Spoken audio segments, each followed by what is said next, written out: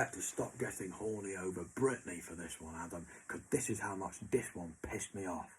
To the point, we haven't played any music today, Adam, because this is how much you have pissed me off. I couldn't even think to play it, so I haven't eaten for 24 fucking hours.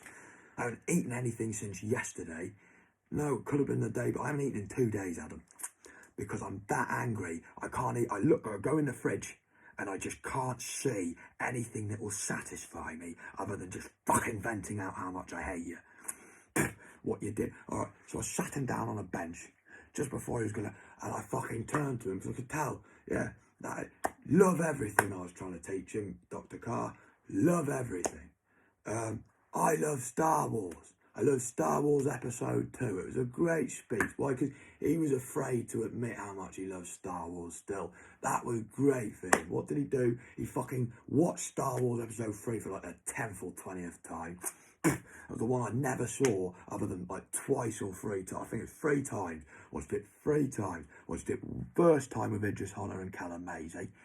Then I watched it at your house. And then I watched it with aDAmcArcaR and his boys. That was it. Attack of the Clones. The one. All I was doing was just trying to make you feel good for liking Star Wars. What does he do? He uses it against me. He quotes fucking like he's Obi-Wan Kenobi and I'm Anakin. Why? Because I've got a massive rage issue because of what you've done to me. There's nothing like Anakin, Adam. Nothing like him at all. Oh, because I used that one. I want to kill them.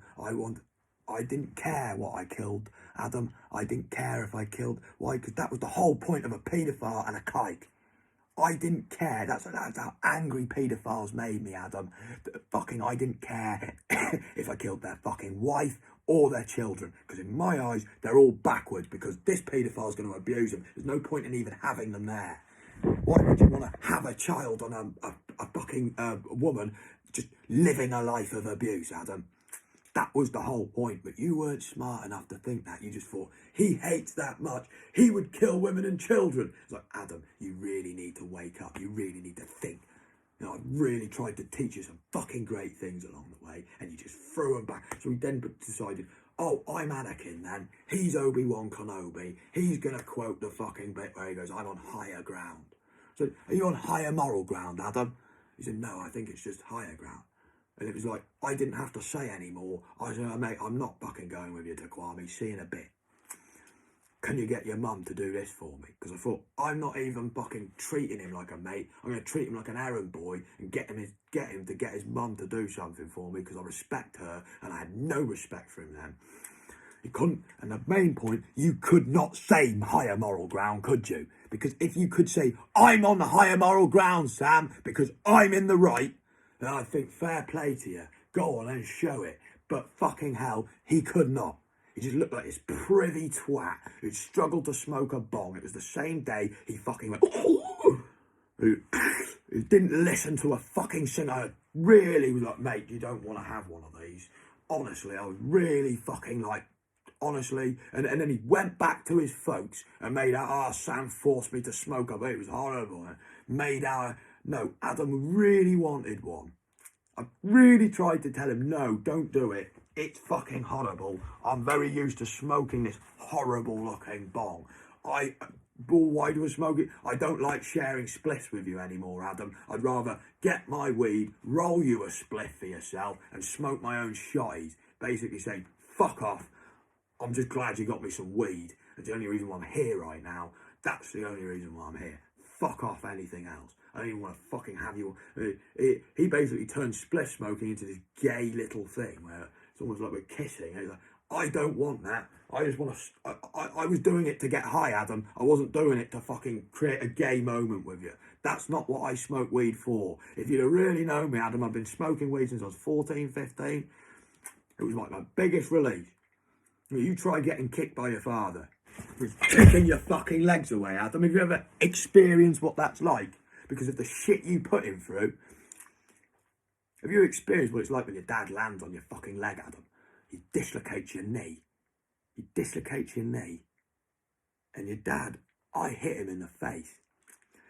My dad was that angry at me. He just was, I did not know what to do, Adam. I still feel guilty to this day. I hit him.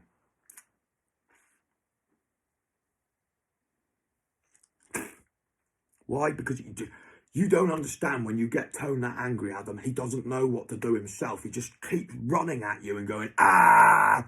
I do not expect that you wouldn't understand that.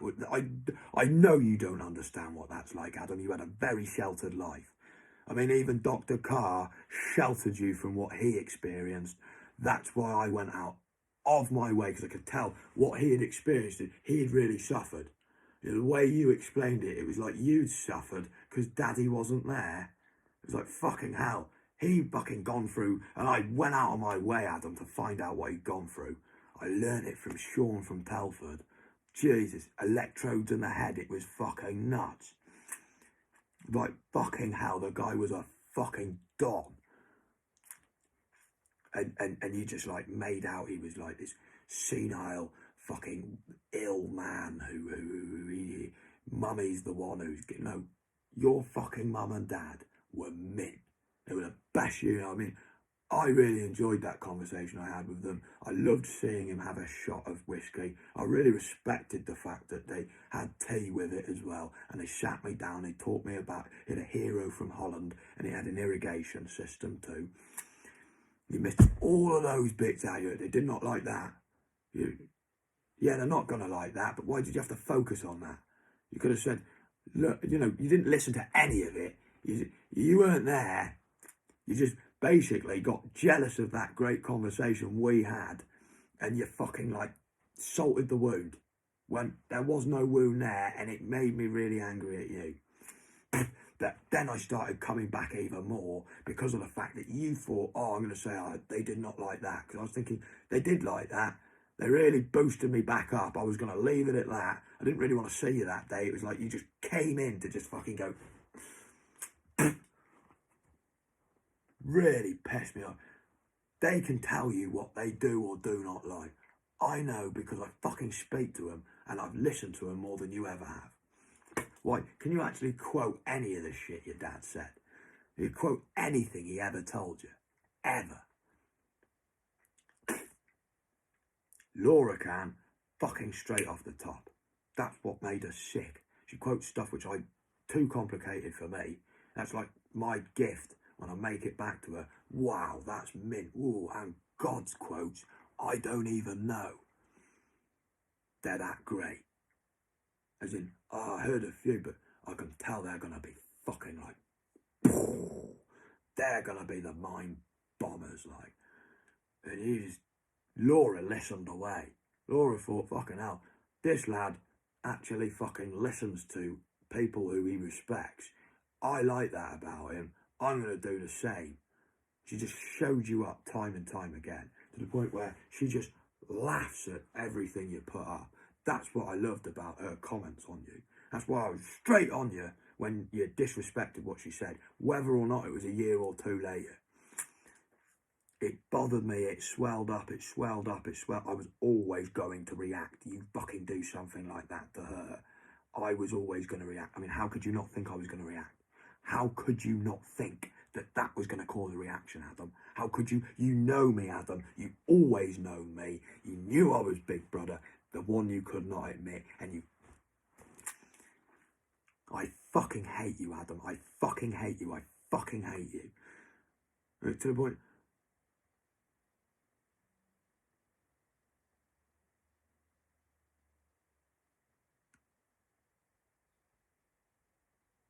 I think. No, I don't. I do not know. Might be Brittany. That'd be sick. Tell Brittany how much I love her. That'd be sick.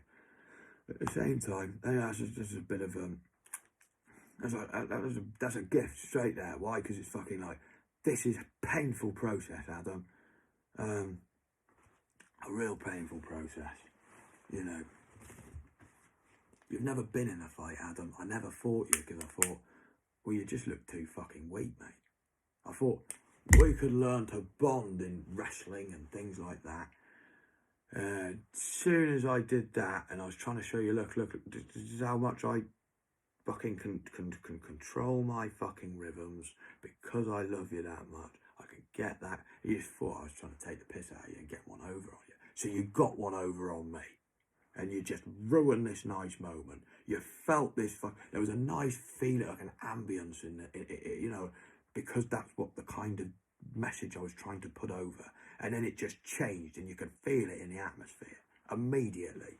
Oh my God, that was not him getting one over on me. I've just got one over on him. That's why you immediately was like, you can hit me if you like, you can hit me. I'm never going to hit you. The whole point of Big Brother, trying to give you some self-respect. Really, really fucking pissed me off. Now I'm going to hit you, Adam. You know, all those times, oh, you can hit me. I went flying on a stage. Like, it just, and it hurt. And at the time, Laura, I just thought that's probably because I deserved it. I was probably getting too egotistical. I put myself in a fucking skipping rope, Laura, to make him laugh. And he grabbed the skipping rope and he went, whoosh, and I went flying and smashed my rib into the fucking step. And he just laughed his head off. It's like one of the worst things anybody's ever done to me. To tell you the truth, that's like one of the worst things anybody's ever. It's like you're putting yourself in a vulnerable position because you trust this lad, and you can see this will make him laugh. You thought he was worth, and he just fucking did that to you. But behind your back, really slightly, the place where you could not see. So it was the shock of it, Laura. It was the shock. The shock of somebody just betraying you is horrible. Especially somebody you... Now I know it was just him. I fucking used to beat myself up about it, really thinking I must have been egotistical that time as well. I really had an inferiority complex because of how much I gave to this guy and he gave nothing back. And he just did stuff like that. But it just, basically, I did not need my self-esteem lowering any more than I had. And he just was the perfect self-esteem lowerer. He was like brilliant. And he was like, my self-esteem's getting lower, Adam, but my ego's getting bigger to deal with the fact that you've lowered my self-esteem down here. That was the whole point. I have really low self-esteem, but a massive ego. Meaning, you have lowered my self-esteem down here, Adam, and I am now gigantic in my size and character because of what you have done. You stupid kite. Can you never read between the fucking lines? Do you never actually understand anything anybody ever says? No, because you never listen to Dr. Carr or your mummy.